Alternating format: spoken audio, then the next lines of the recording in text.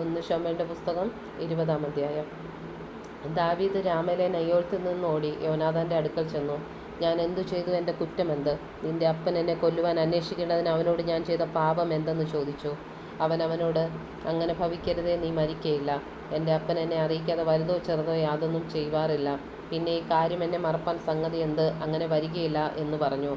ദാവീദ് പിന്നെയും അവനോട്, എന്നോട് നിനക്ക് പ്രിയമാകുന്നുവെന്ന് നിന്റെ അപ്പൻ നല്ലവണ്ണം അറിയുകയാൽ യോനാഥാൻ ദുഃഖിക്കാതിരിക്കേണ്ടതിന് അവൻ ഇത് ഗ്രഹിക്കരുതെന്ന് അവൻ വിചാരിക്കുന്നു. എന്നാൽ യഹോവയാണ നിന്നാണ് എനിക്കും മരണത്തിനും മധ്യേ ഒരടി അകലം മാത്രമേ ഉള്ളൂ എന്ന് സത്യം ചെയ്തു പറഞ്ഞു. അപ്പോൾ യോനാഥാൻ ദാവീദിനോട്, നിന്റെ ആഗ്രഹം എന്ത്? ഞാനത് ചെയ്തു തരും എന്ന് പറഞ്ഞു. ദാവീദ് യോനാഥാനോട് പറഞ്ഞത്, നാളെ അമാവാസിയാകുന്നു. ഞാനും രാജാവിനോടുകൂടെ പന്തിഭോജനത്തിന് ഇരിക്കേണ്ടതല്ലോ. എങ്കിലും മറ്റന്നാൾ വൈകുന്നേരം വരെ വയലിൽ ഒളിച്ചിരിപ്പാൻ എനിക്ക് അനുവാദം തരേണം.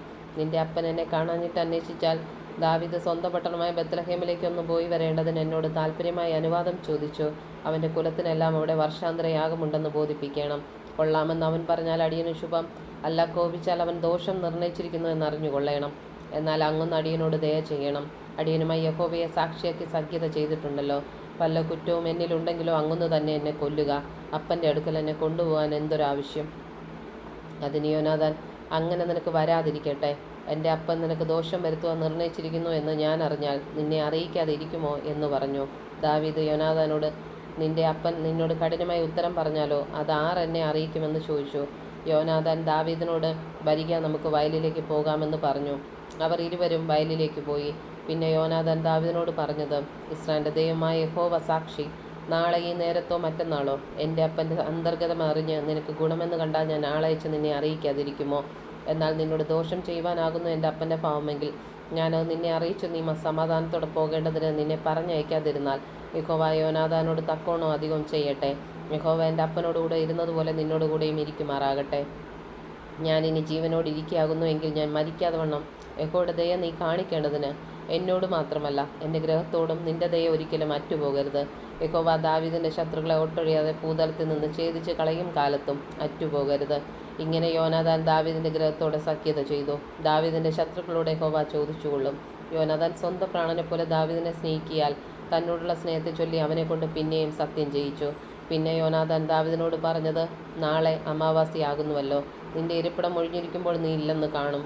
3 ദിവസം കഴിഞ്ഞിട്ട് കാര്യം നടന്ന അന്ന് നീ ഒളിച്ചിരുന്ന സ്ഥലത്തേക്ക് വേഗത്തിൽ ഇറങ്ങി വന്ന് ഏസൽ കല്ലിൻ്റെ അരികെ താമസിക്കണം. അപ്പോൾ ഞാൻ അതിൻ്റെ ഒരു വശത്ത് ലാക്കി നെയ്യുന്ന ഭാവത്തിൽ 3 അമ്പെയ്യും.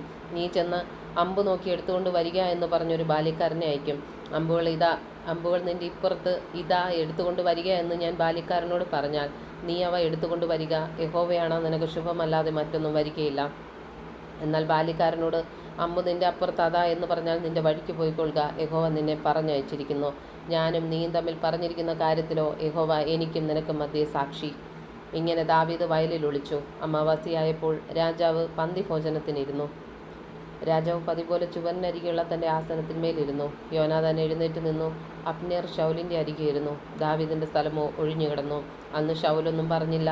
അവനെന്തോ ഭവിച്ചു, അവന് ശുദ്ധിയില്ലായിരിക്കും. അതേ, അവന് ശുദ്ധിയില്ലെന്ന് അവൻ വിചാരിച്ചു. അമാവാസിയുടെ പിറ്റന്നാളും ദാവീദിൻ്റെ സ്ഥലം ഒഴിഞ്ഞുകിടന്നു. ശൗൽ തൻ്റെ മകനായ യോനാഥാനോട്, ഇശ്ശായിയുടെ മകൻ ഇന്നലെയും ഇന്നും പന്തിഭോജനത്തിന് വരാതിരിക്കുന്നത് എന്ത് എന്ന് ചോദിച്ചു.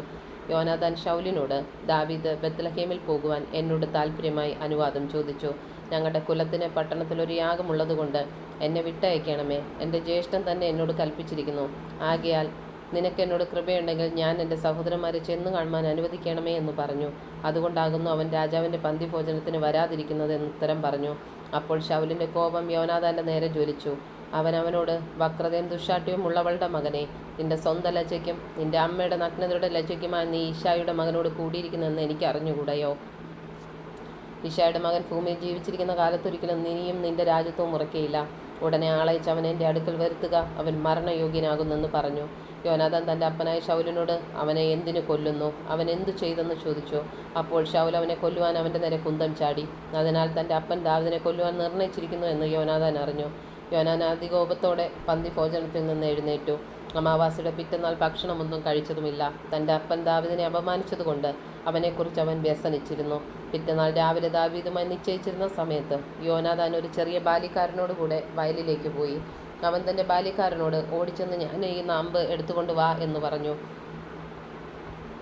ബാല്യക്കാരൻ ഓടുമ്പോൾ അവൻ്റെ അപ്പുറത്തേക്ക് ഒരു അമ്പ് ചെയ്തു. യോനാഥാനെ ഇത് അമ്പ് വീണെടുത്ത് ബാല്യക്കാരൻ എത്തിയപ്പോൾ യോനാഥാൻ ബാല്യക്കാരനോട്, അമ്പ് നിൻ്റെ അപ്പുറത്തല്ലയോ എന്ന് വിളിച്ചു പറഞ്ഞു. പിന്നെയും യോനാഥാൻ ബാല്യക്കാരനോട്, ബന്ധപ്പെട്ട് ഓടി വരിക, നിൽക്കരുതെന്ന് വിളിച്ചു പറഞ്ഞു. യോനാഥാൻ്റെ ബാല്യക്കാരൻ അമ്പുകളെ പെറുക്കി യജമാനൻ്റെ അടുക്കൽ കൊണ്ടുവന്നു. എന്നാൽ യോനാഥാനും ദാവീദുമല്ലാതെ ബാല്യക്കാരൻ കാര്യമൊന്നും അറിഞ്ഞില്ല. പിന്നെ യോനാഥാൻ തൻ്റെ ആയുധങ്ങളെ ബാല്യക്കാരൻ്റെ കയ്യിൽ കൊടുത്തു പട്ടണത്തിലേക്ക് കൊണ്ടുപോകുക എന്ന് പറഞ്ഞു. ബാല്യക്കാരൻ പോയ ഉടനെ ദാവീദ് തെക്കുവശത്ത് നിന്ന് എഴുന്നേറ്റൊന്ന് 3 പ്രാവശ്യം സാഷ്ടാംഗം വീണ് നമസ്കരിച്ചു. അവർ തമ്മിൽ ചുംബനം ചെയ്ത് കരഞ്ഞു. ദാവീദോ ഉച്ചത്തിൽ കരഞ്ഞുപോയി. യോനാഥാൻ ദാവീദിനോട്, യഹോവ എനിക്കും നിനക്കും എൻ്റെ സന്തതിക്കും നിൻ്റെ സന്തതിക്കും മധ്യേ എന്നേക്കും സാക്ഷി എന്നിങ്ങനെ നാം ഇരുവരും യഹോവയുടെ നാമത്തിൽ സത്യം ചെയ്തിരിക്കൊണ്ട് സമാധാനത്തോടെ പോക എന്ന് പറഞ്ഞു. അങ്ങനെ അവൻ എഴുന്നേറ്റ് പോയി. യോനാഥാനോ പട്ടണത്തിലേക്ക് പോന്നു.